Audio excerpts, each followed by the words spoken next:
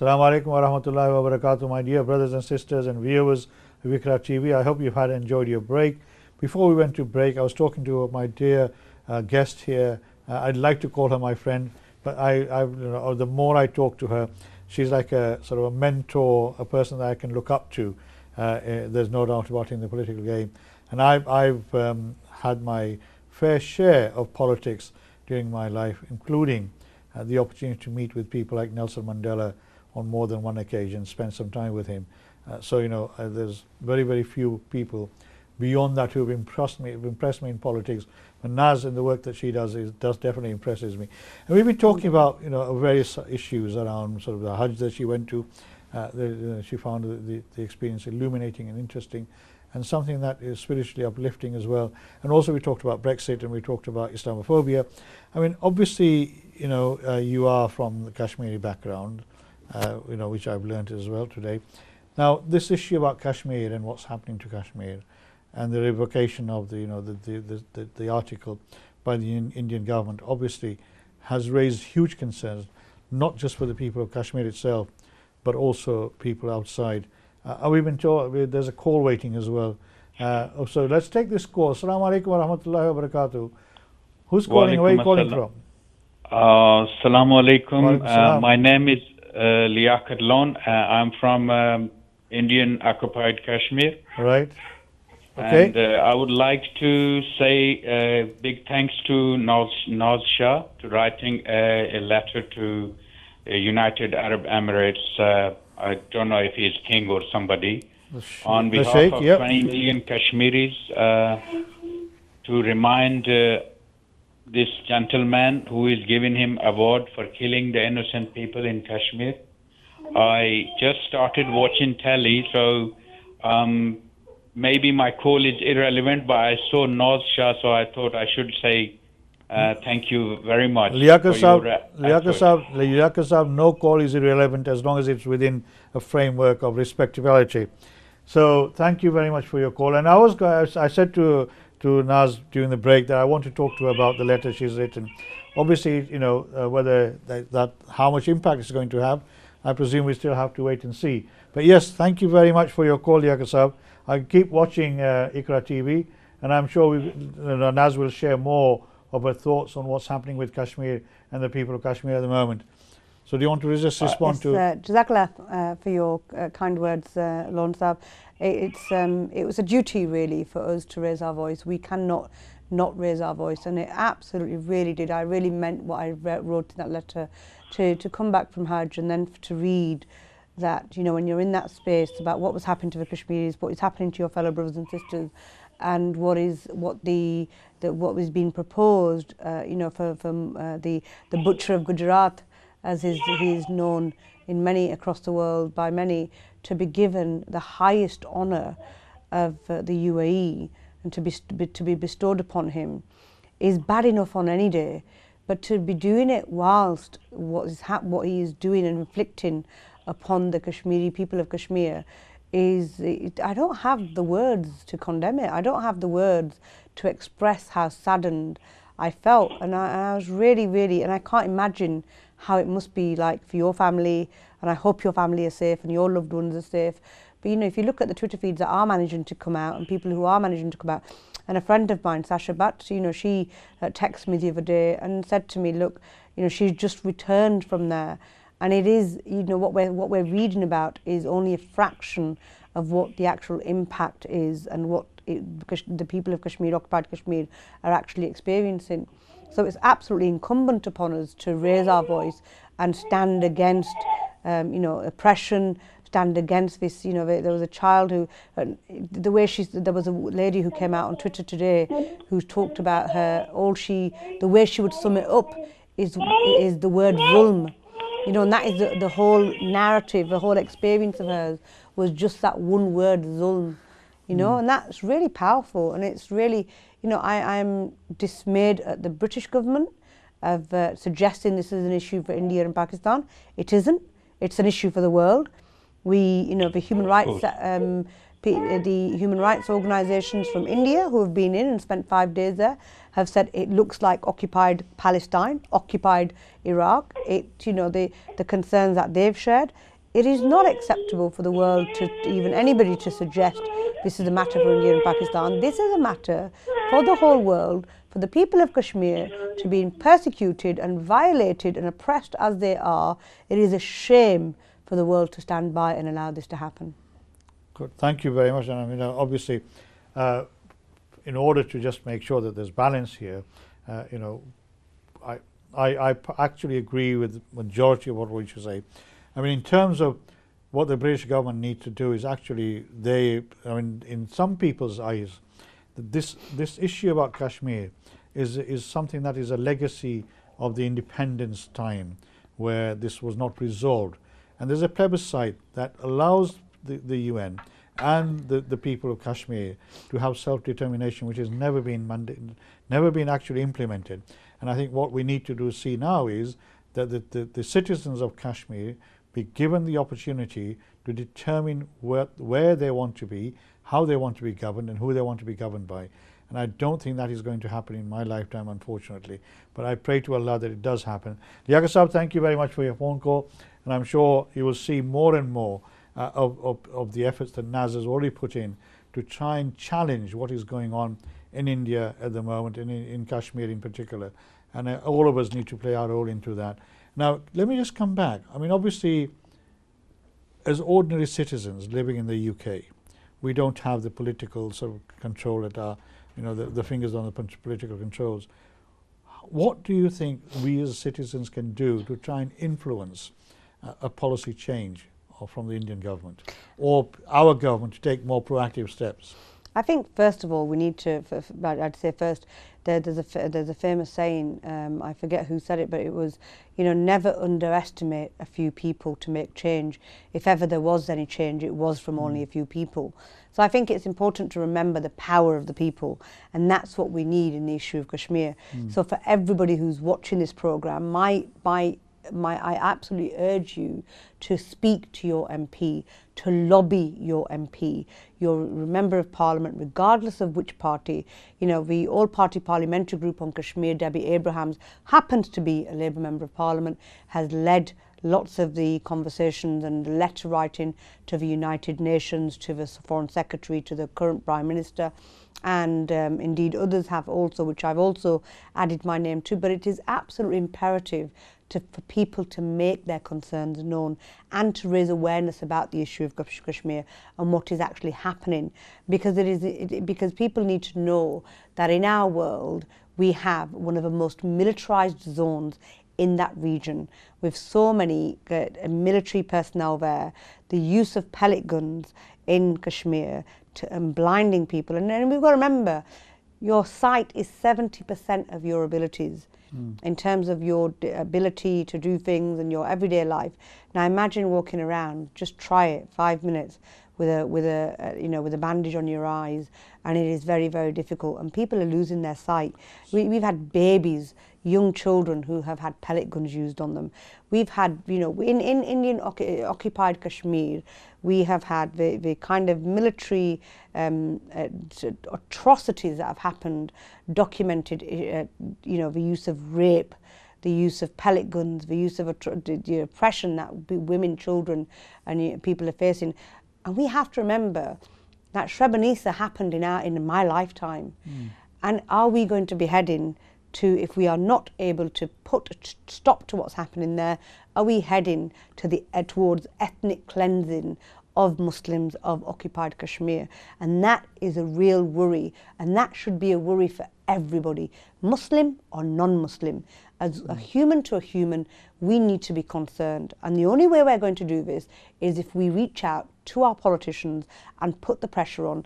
And it's only under that pressure that we will achieve change. Thank you very much. I mean, I agree with that. And I think one of the failures of our community, not just on this issue, but in other issues as well, that we very quickly come out onto the streets, and demonstrate, which is fine, it is important. You need to make sure that, your feelings are made known. But I think members of parliament do not necessarily take a lot of notice of those sort of issues, demonstrations, etc. But what they do take notice of is the number of letters that appear in their post bag. And I think we in the past have failed to do that. Now, I know Joe Cox, who was a dear friend of mine, who was very proactive in some of the campaigns in the past, used to say that what really sort of takes priority for me is that when I see letters come into my post bag, about a particular issue, the number of letters tells me what's the strength of the feeling that we have. Absolutely.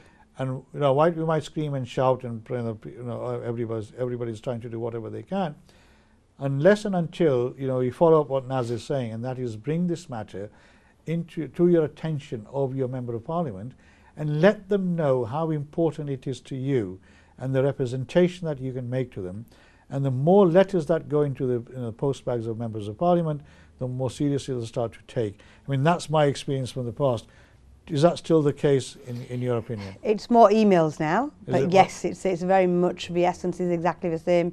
Protest has its space. Its place, yes, definitely. Absolutely. It's our civic right to protest, and it's right that we do protest, and we show our protests, whether that's through emails, whether that's through on the street. So in Bradford, in the city centre, we are having a protest this Monday. So for those of you who can join us, there are lots of groups in support of the people of Kashmir, in solidarity with the people of occupied Kashmir, are coming to City Hall and having that demonstration this Monday afternoon. It's all over social media. Please add your voice to it. But ultimately, if you are, Parliament is in recess, so we're not going back till the first week of September. But it would be nice for every MP's inbox to be flooded with the issue of Kashmir, so we know and parliamentarians understand what is happening, and the strength of the feeling, as you say, Iqbal, is absolutely important that we talk about it. Okay, I mean thank you very much on that. I think that is, and I'm sure our viewers will be happy to hear that and the guidance and the advice you've given. But beyond going out into the street and making representations to Members of Parliament, what other practical steps can we take, in your opinion, to try and help the people in Kashmir itself, who are, as you say, under siege? Some people have described it as another Palestine, occupation, suppression of democracy. The political leaders have been sort of put under house arrest, etc.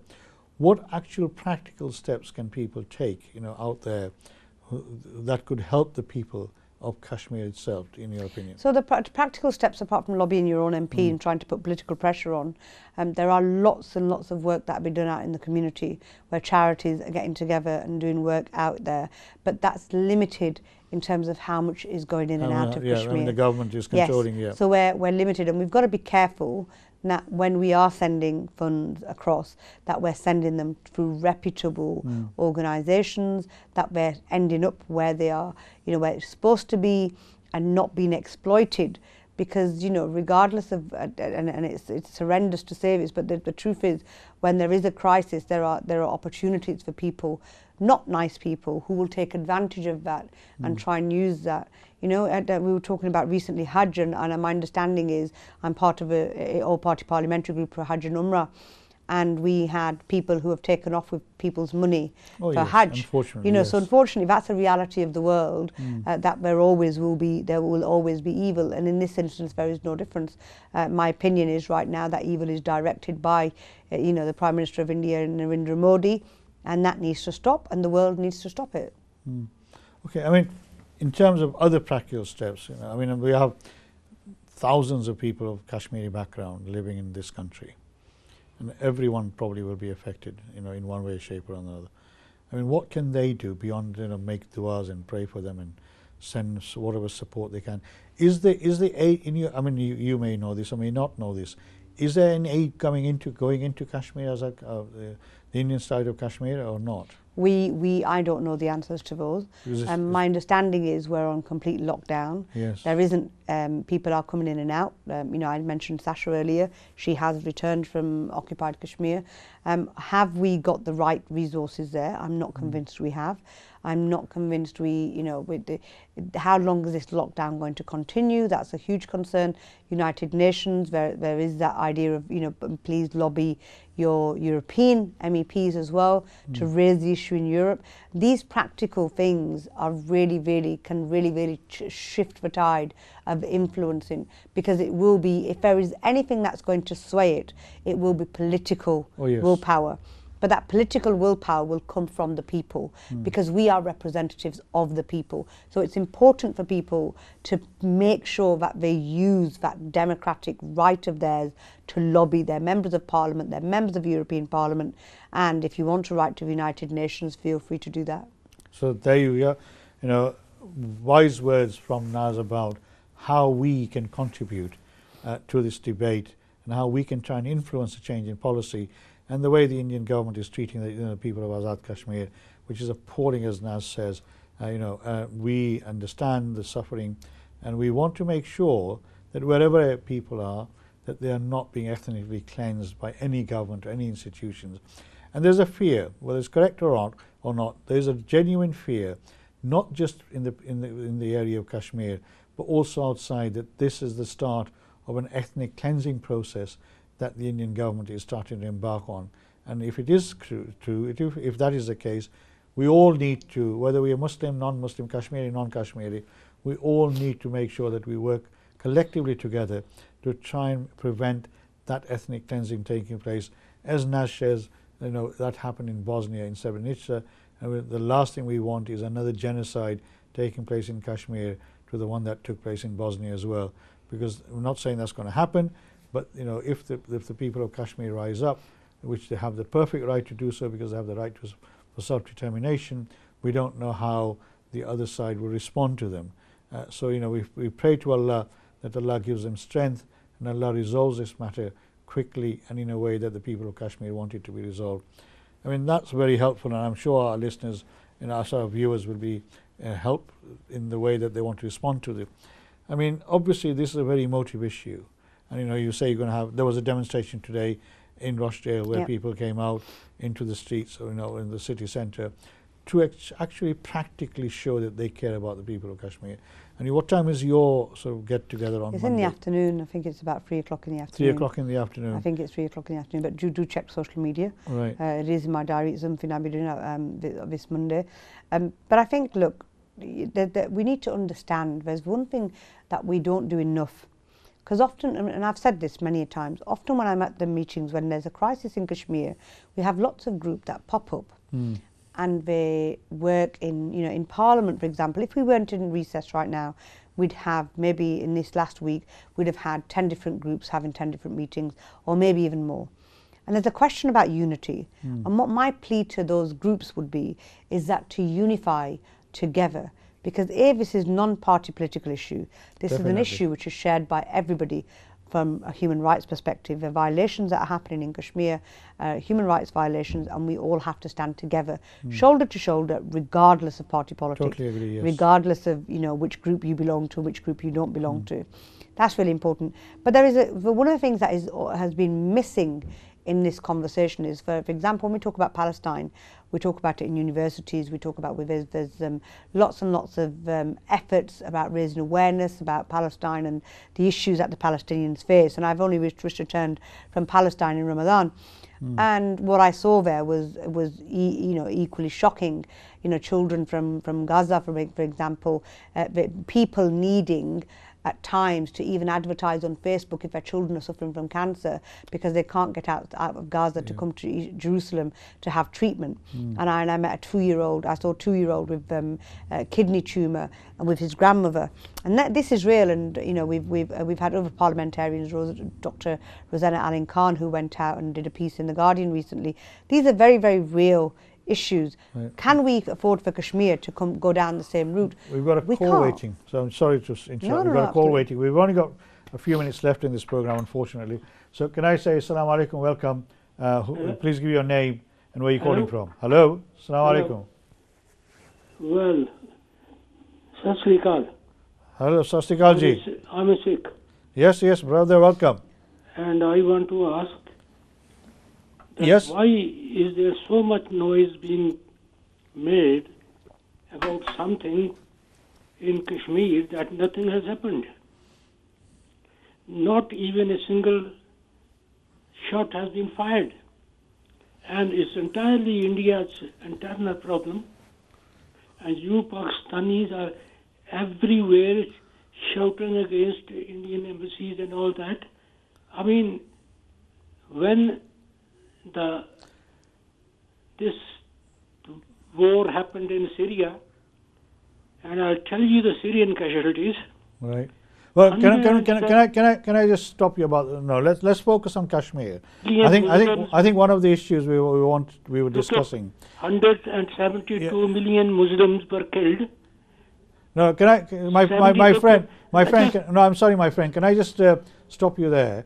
The reason why we're focusing on Kashmir is we're talking about the self-determination of the people of Kashmir. Do you think India is a soft target? Sorry? Do you think that India is a soft target, and you never sort of made any noise when this was happening in Syria? So can I just answer that from a political point of view? So Darji, thank you very much. Sat Sri Akal. It's lovely that you've rang in and raised your concerns. I think it's really, really important because we should absolutely have these conversations. But if you can let me finish. So you have raised the issue about shots not being fired in Kashmir. The truth is that nor you nor I have been in Kashmir, from what I understand from your conversations. But the people who are in Kashmir, the actual conversations that their testimonies from people who are in Kashmir, they are being oppressed, they are being occupied. This is not an internal matter for India, because Kashmir had an independent status and it is recognized under international law. India has broken international law when it comes to not giving the Kashmiris and honouring the plebiscite that was agreed, not meeting lots and lots of United Nations resolutions. So this is not, sorry, this is not an internal issue for India. This is an issue for the people of Kashmir who were promised by India to have the option of right to self-determination via a referendum. India has not honoured that promise for 70 years. It is high time that India honoured that India stopped militarizing the region of occupied Kashmir, that India pulled out its military oppression in Kashmir, that it stopped using pellet guns and blinding the people of Kashmir, it stopped raping the women of Kashmir, and it gave them the honour and their birthright to live free of oppression, regardless of race, regardless of religion.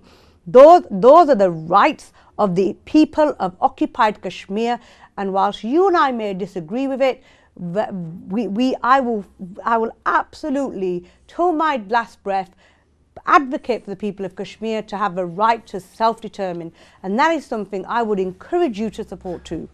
And sir, as I said, in my introduction, they couldn't look after it. Sorry? Now let us, don't worry, we'll show the result in a few days. Can I ask you to, is your TV volume up? Oh, the call there's another call.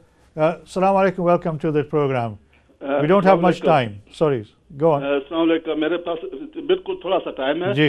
मैं ये जो इलिया वाला बोल रहा था अभी जी। मैं Bradford से बोल रहा हूँ जी। ये इसको ये कहीं से सोया हुआ जगाया या क्या है इसको ये आदमी इसका दिमाग ठीक है नहीं वो देखो भाई वो तो we don't know, but everybody has a right to express yes. इसको इतना पता नहीं है कि कश्मीर में क्या हो रहा है ये तो इधर बैठ के कह रहा है. And that is why Naz she's here and she actually presented, she answered and responded to him with what we know is the facts. भाई साहब आपका बहुत बहुत शुक्रिया जो आपने फ़ोन किया है.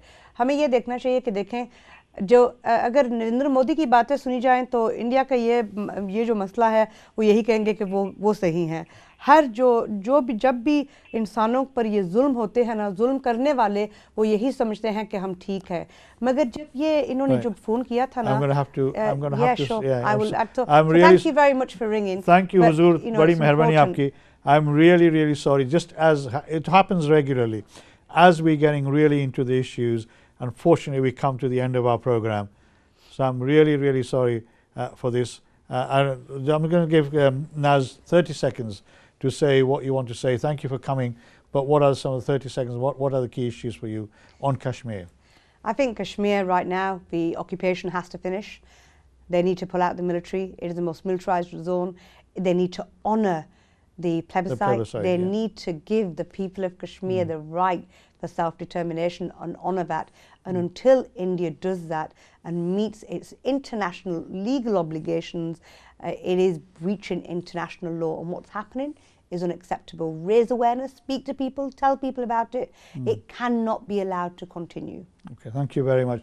I hope, my dear friends and viewers of IQRA TV, that today's program has been interesting. Certainly this issue of Kashmir is something that's burning and in the minds of everybody, whether you're Muslim, non-Muslim, Indian, Pakistani or not. Let's make dua for the people of Kashmir, all people of Kashmir, that Allah makes it easy for them and that the plebiscite is being honoured. Thank you very much for watching. Next week, inshallah, I'll see you again. Thank you very much, Naz. I know you're from your busy program schedule for coming here. Inshallah, we'll see you again soon. In the meantime, take care. Assalamu alaikum wa rahmatullahi wa barakatuhu.